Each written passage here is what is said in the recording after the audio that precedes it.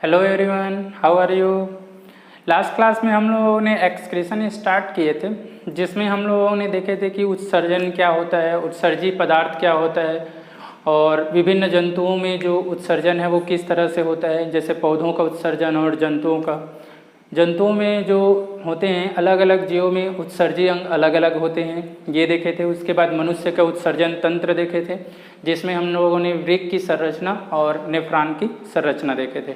ठीक है, आगे हम लोगों को देखना है, पहले वृक्क के कार्य देखना है, फिर इसके बाद जो उत्सर्जन तंत्र के अन्य पार्ट्स है वो और उत्सर्जन की क्रियाविधि देखेंगे। तो वृक्क के कार्य की बात कर रहे हैं। वृक्क के कार्य देखिए, सबसे पहले तो ये क्या करता है, रुधिर का छनन करता है। ठीक है, छनन मतलब इसमें जो भी प्रोटीन्स है या फिर हम बोल रहे हैं उपयोगी पदार्थ है उसको ये फिल्टर करता है। दूसरा हम बात कर रहे हैं, ये क्या करता है, जल का अवशोषण करता है। ठीक है, अतिरिक्त जल जो रहेगा उसके अवशोषण में हेल्प करता है। तीसरा हम बात कर रहे हैं, यहाँ पर क्या करता है, ये परासरण दाब को कम करता है। परासरण दाब को कम करता है। ठीक है, कम करता है। और चौथा हम बात कर रहे हैं, ये क्या होता है, आरबीसी के निर्माण में सहायक होता है। सहायक होता है। अब कब सहायक होता है, जब हम बोलते हैं हमारे बॉडी में ऑक्सीजन की मात्रा कम होने लगती है या हमारा बॉडी ऑक्सीजन जो है प्रॉपर वो एब्जॉर्ब नहीं कर पाता है, उस कंडीशन में ये क्या करता है, इसके निर्माण में हेल्प करता है। तो उत्सर्जन तंत्र का फर्स्ट पार्ट था वृक्क। सेकेंड हम बात करते हैं मूत्रवाहिनी की, ये दूसरा पार्ट था। तो हम बोल रहे हैं वृक्क से निकलने वाली नली, ये क्या कहलाता है, मूत्रवाहिनी कहलाता है। ये क्या करता है, मूत्र को वृक्क से ग्रहण कर इसे मूत्राशय तक पहुंचाने का कार्य करता है। ठीक है, पहुंचाने का कार्य करती है। कार्य क्लियर है, ये हो जाएगा। नेक्स्ट हम बात करते हैं, इसके बाद मूत्रवाहिनी के बाद आ जाएगा कौन सा, थर्ड पार्ट मूत्राशय। ये क्या होता है, थैलेनुमा संरचना होता है। थैलेनुमा संरचना, इसमें क्या होता है, स्फिंक्टर पेशी पाया जाता है। पेशी पाया जाता है और यहाँ लिखना है एक छिद्र के द्वारा बाहर खुलता है, ये बोल रहे हैं। मूत्राशय का अंतिम सिरा क्या होता है, मूत्राशय का जो अंतिम सिरा होता है, अंतिम सिरा नलिकाकार होता है। नलिकाकार होता है, जिसे क्या बोलते हैं, मूत्र मार्ग कहते हैं। क्लियर है, तो ये याद रखिएगा।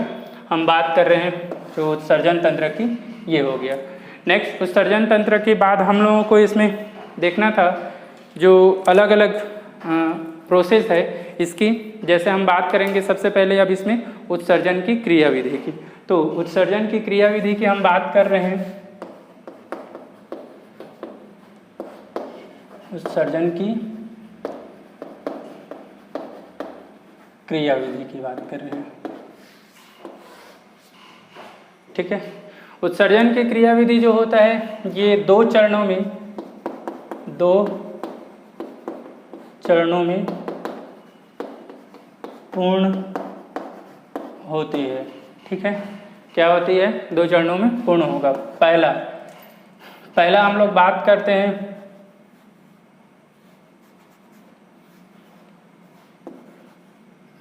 यूरिया का निर्माण,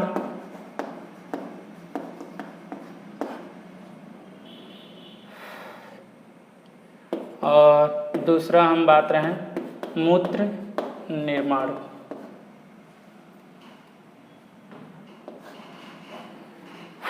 ठीक है, यूरिया जो निर्माण है इसी को हम बात करते हैं यूरिया चक्र भी बोलते हैं, और यूरिया चक्र को ही हम बात करते हैं, इसको एक और नाम बोलते हैं ऑर्निथिन आर्जिनिन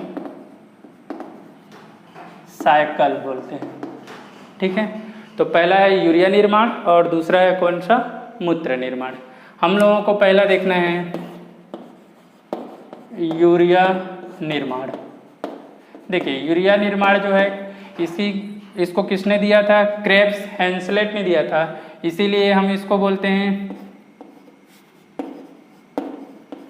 क्रेब्स हैंसलेट चक्र भी बोलते हैं। क्या बोलते हैं, क्रेब्स हैंसलेट चक्र, या फिर इसी को हम क्या बोलते हैं, आर्जिनिन ऑर्निथिन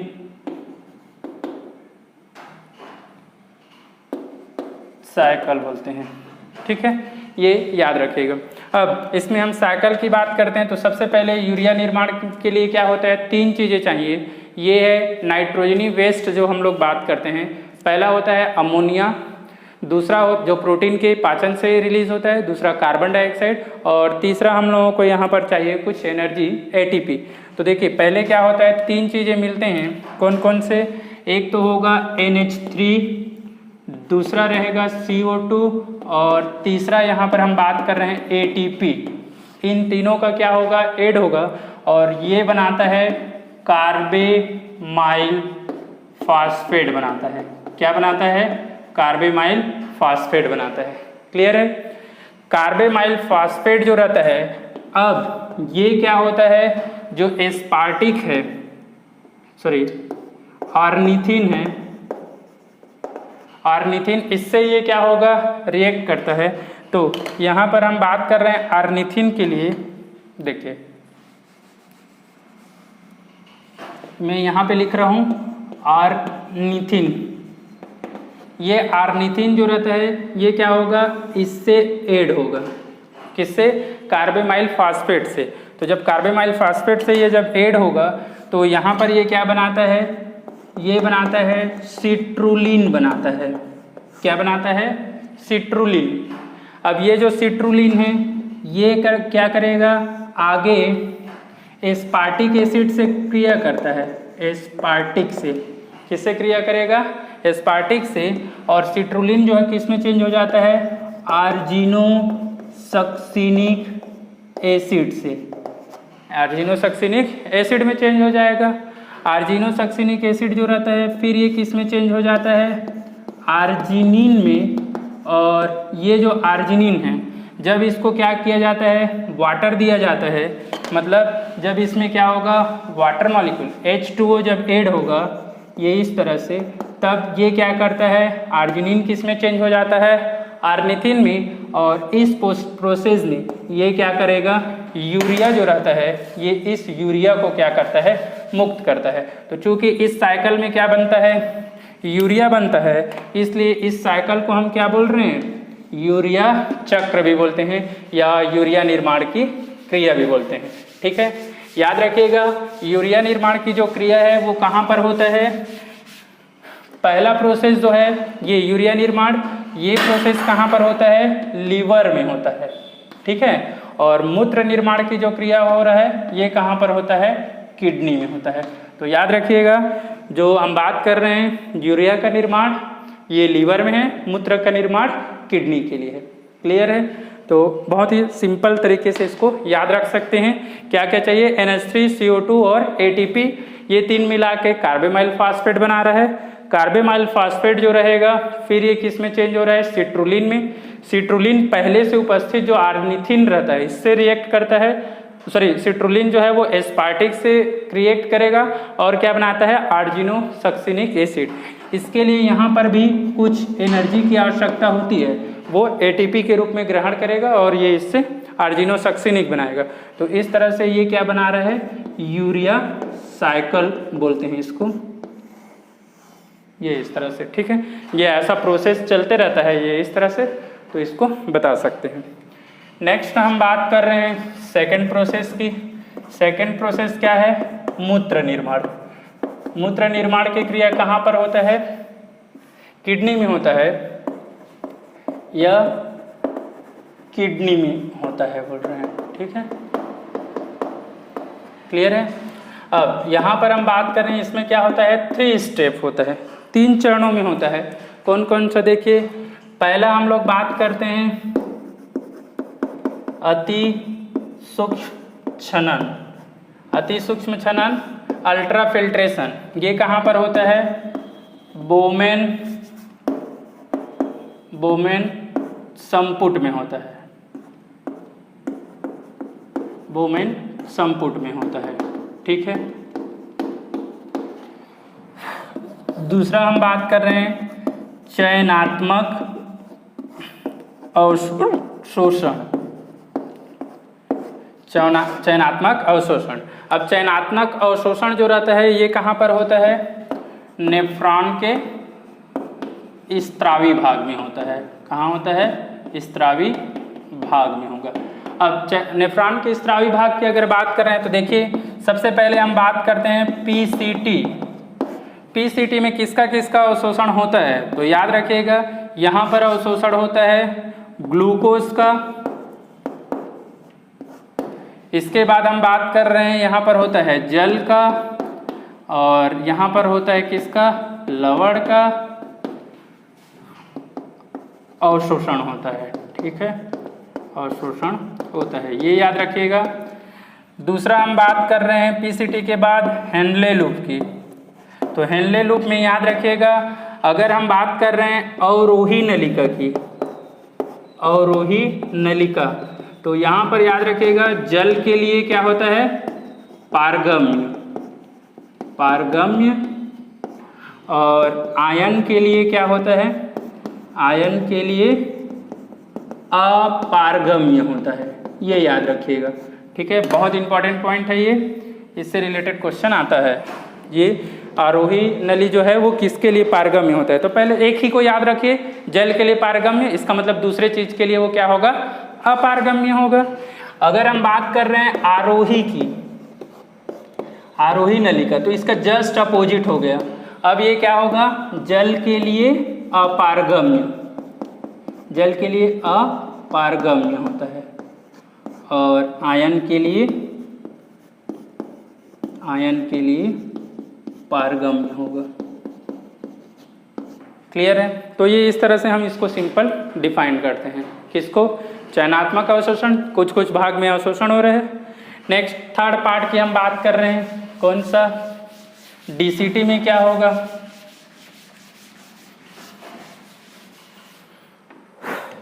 तो थर्ड पार्ट है डीसीटी। यहाँ पर क्या होता है, आयन का अवशोषण तथा जल का अवशोषण होता है, जल का अवशोषण होता है। ये दो प्रोसेस जो है वो कहाँ पर होता है, डीसीटी वाले भाग में होगा, क्लियर है। कहाँ हो रहा है, डीसीटी में। नेक्स्ट हम बात कर रहे हैं, ये तो हो गया इसका, ये वाला जो पार्ट है इसका है पीसीटी, हेनले लूप, डीसीटी, मतलब नेफ्रॉन का जो स्त्रावी भाग का है। तीसरा जो प्रोसेस था हमारा, ये क्या होगा, तीसरा प्रोसेस इसमें चयनात्मक अवशोषण के बाद होता है नलिकीय स्त्रावण। तो नलिकीय स्त्रावण में हम बोल सकते हैं नेफ्रॉन के द्वारा निर्मित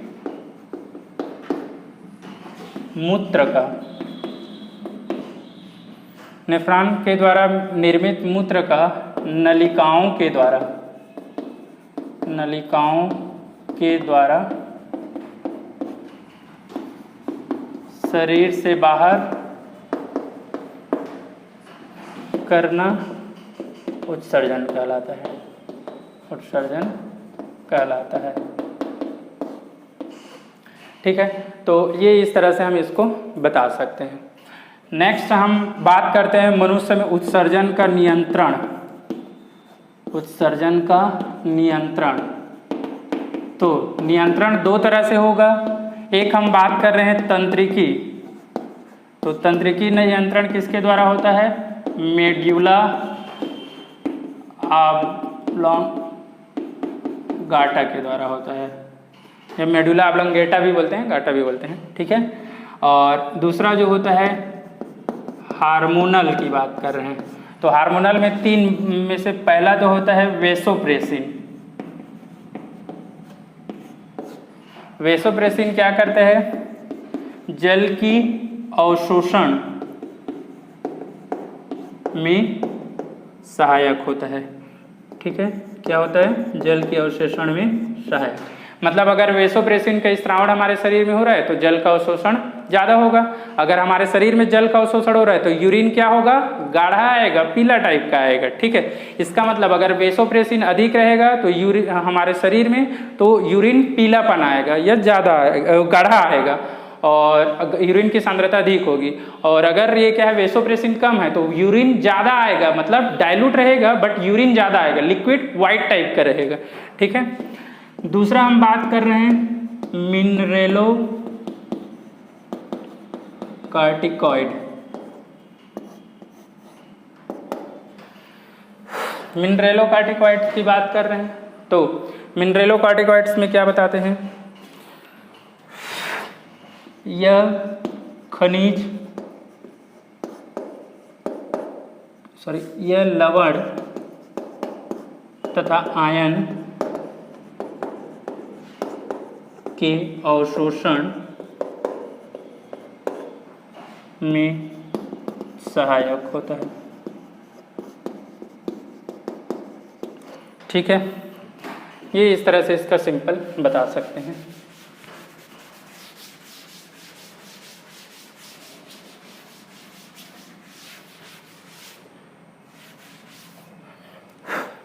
नेक्स्ट हम बात कर रहे हैं परासरण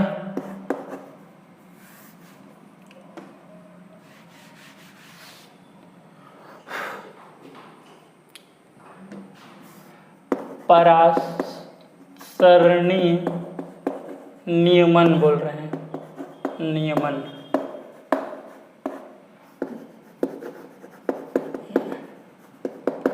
तो नेक्स्ट टॉपिक जो है वो क्या है? जीवों में परासरणी नियमन, जैसे एक्सक्रीशन का एक छोटा टॉपिक।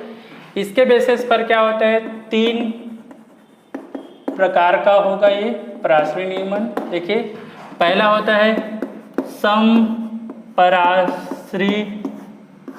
नियमन।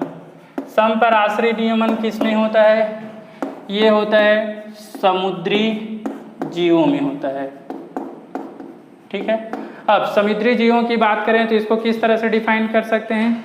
यहाँ पर क्या होता है, जो समुद्र की सांद्रता रहता है और समुद्र के अंदर जो जीव के जो फ्लूइड है, मतलब उसके शरीर के अंदर है जीव के, उसकी सांद्रता अगर दोनों समान है तब उसको हम क्या बोलेंगे? पराश्रयी नियमन बोलते हैं। दूसरा हम बात कर रहे हैं अल्प पराशरी की बात कर रहे हैं।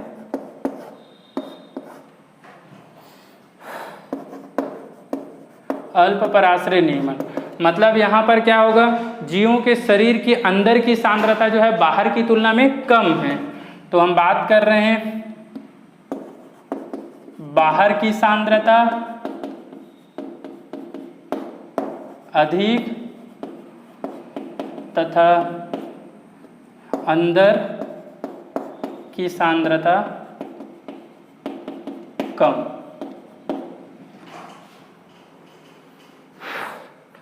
एग्जाम्पल की बात कर रहे हैं, एक डोफियस करके है, डोफियस मछली होता है, इसके शरीर के अंदर की सांद्रता कम होती है और बाहर की सांद्रता क्या होती है? अधिक। तो बाहर की सांद्रता अधिक है, इसका मतलब इसके शरीर से वाटर कहाँ जा सकता है? बाहर जा सकता है। इस कंडीशन में जो फिश रहेगा या ऑर्गेनिज्म है मर सकता है। तो इसके शरीर के बाहर क्या होता है, एक प्रोटेक्टिव लेयर सल्क या स्केल पाया जाता है जो उसको क्या करता है, सुरक्षित रखता है या इस तरह से हाइड्रेशन से बचा के रखता है। ठीक है, नेक्स्ट हम बात करते हैं अल्प पराश्री के बाद थर्ड जो है अति पराश्री। बाहर की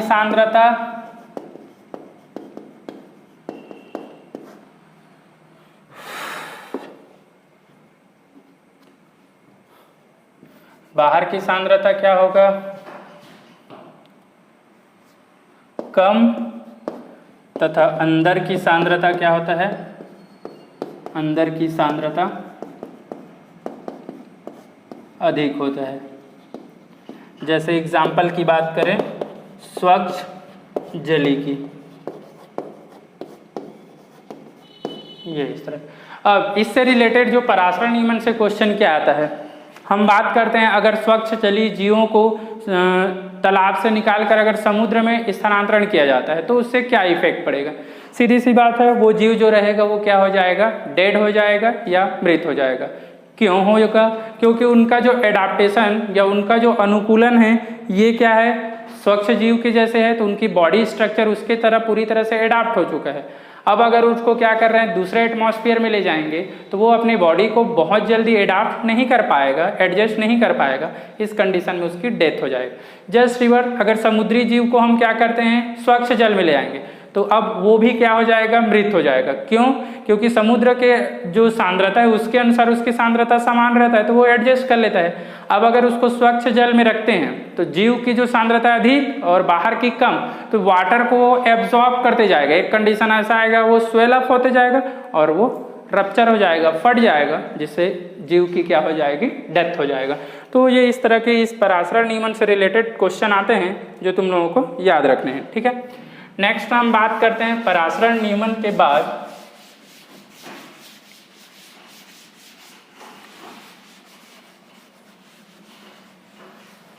एक हम इसमें बात करते हैं छोटा सा टॉपिक जो है कौन सा, हीमोडायलिसिस।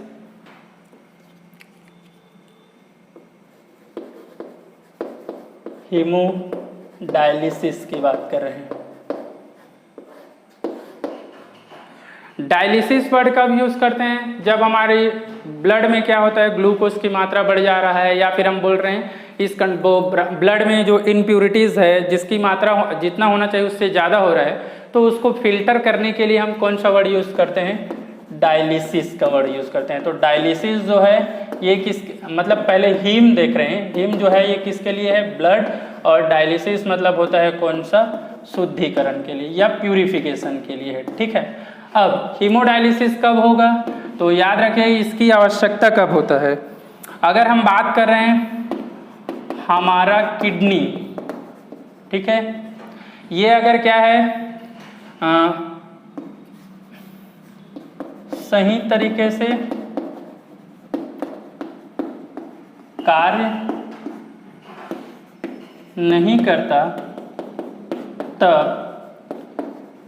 कृत्रिम गुर्दा बोलते हैं या किडनी बोलते हैं, कृत्रिम किडनी या ब्रेक उपयोग किया जाता है, जिसे हीमोडायलिसिस कहते हैं। ठीक है, क्या बोलते हैं, हीमोडायलिसिस कहा जाता है। अब ये देखिए हीमोडायलिसिस होता कैसे है।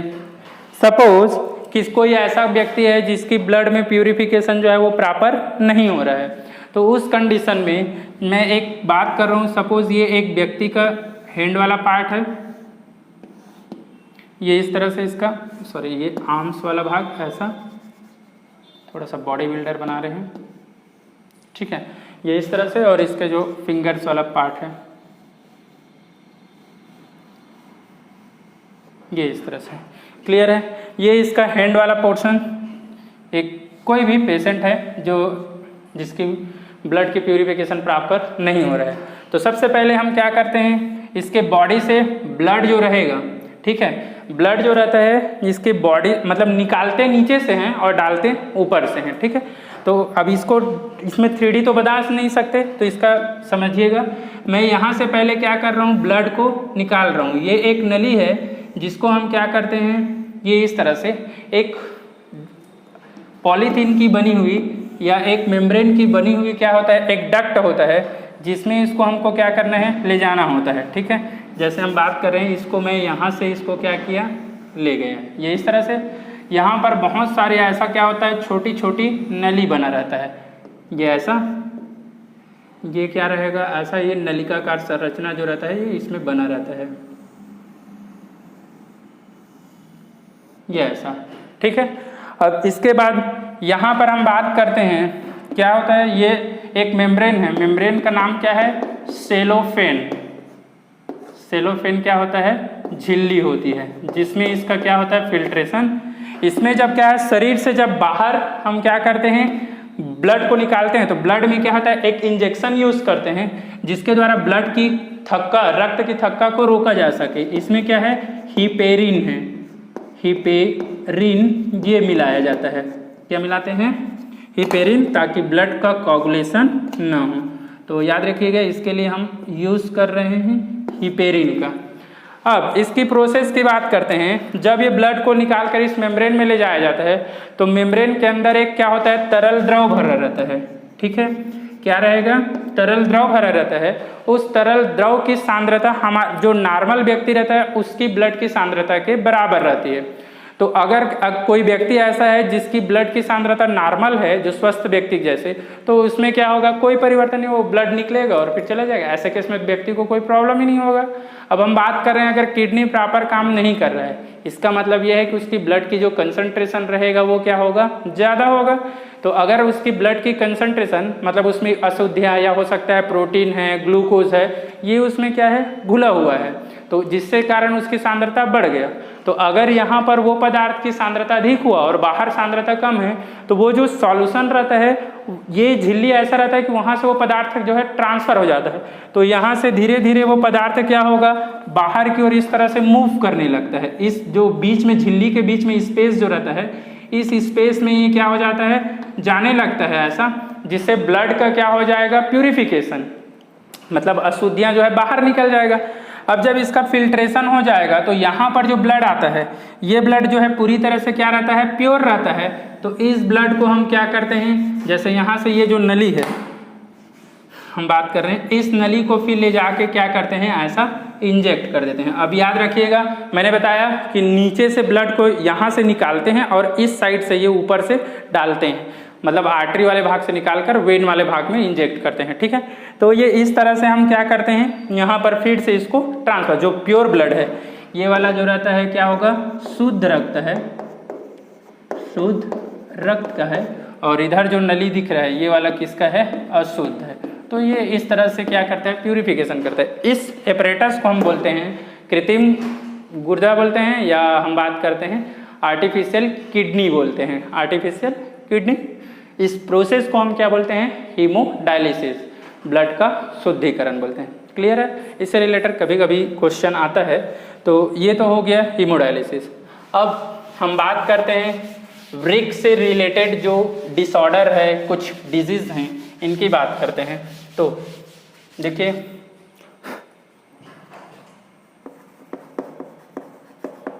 उत्सर्जन से संबंधित रोग की बात कर रहे हैं। सबसे पहले तो हम बात कर रहे हैं वृक्क पतन की। वृक्क पतन, रीनल फेलियर बोलते हैं इसको। इसमें क्या है, वृक्क ठीक से कार्य नहीं करते, नहीं करते हैं, इसको हम क्या बोलते हैं, रीनल फेलियर बोलते हैं। प्रॉपर फिल्ट्रेशन नहीं करेगा तो यूरिन की कंसंट्रेशन बढ़ते जाएगा। दूसरा जो मेन जो है, ये क्या होता है, ये है रीनल स्टोन बोलते हैं, पथरी बोलते हैं। अब पथरी क्या होता है, मूत्र मार्ग का संकरा होना तथा मूत्र को प्रवाहित होने से रोकना, ये क्या कहलाता है? रीनल स्टोन, या फिर इसी के लिए हम वर्ड यूज़ करते हैं पथरी वर्ड यूज़ करते हैं। क्लियर है? तो ये हो जाएगा। अब इसका हम बात करते हैं कारण की। तो कारण ये याद रखना कि मूत्रवाहिनी में अगर क्या है, कैल्शियम जो ऑक्सलेट है, अगर ये क्या हो रहा है, वहाँ डिपॉजिट हो जा रहा है। इस किसके कारण होता है? कैल्शियम के कारण, कैल्शियम ऑक्सलेट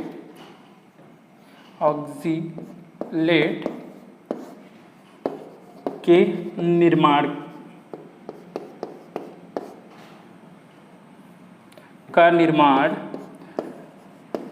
मूत्र वाहिनी में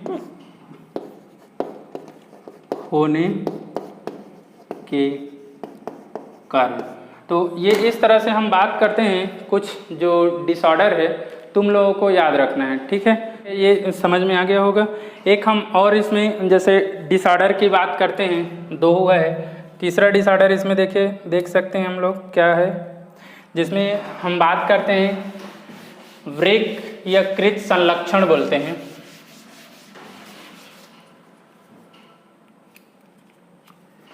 तीसरा हम बात कर रहे हैं, इसमें क्या होगा? वृक्क या कृत संलक्षण बोलते हैं। यहाँ पर हम बात कर रहे हैं क्या है? वृक्क में इन्फेक्शंस होते हैं। इस इन्फेक्शन के कारण छनन का अवरुद्ध होना।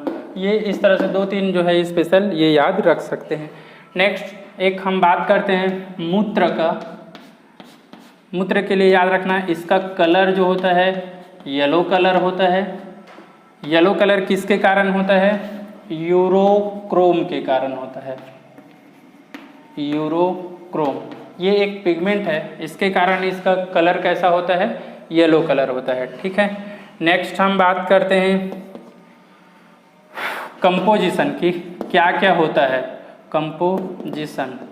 तो कंपोजिशन में बात करते हैं, इसमें 95% क्या होता है? वाटर, 2% यूरिया, 1.3% होता है प्रोटीन, फैट एंड कार्बोहाइड्रेट। ये इस तरह से जल जो है 95%, यूरिया जो है ये कितना है 2%, और 1.3% जो रहता है वो उपयोगी पदार्थ रहता है।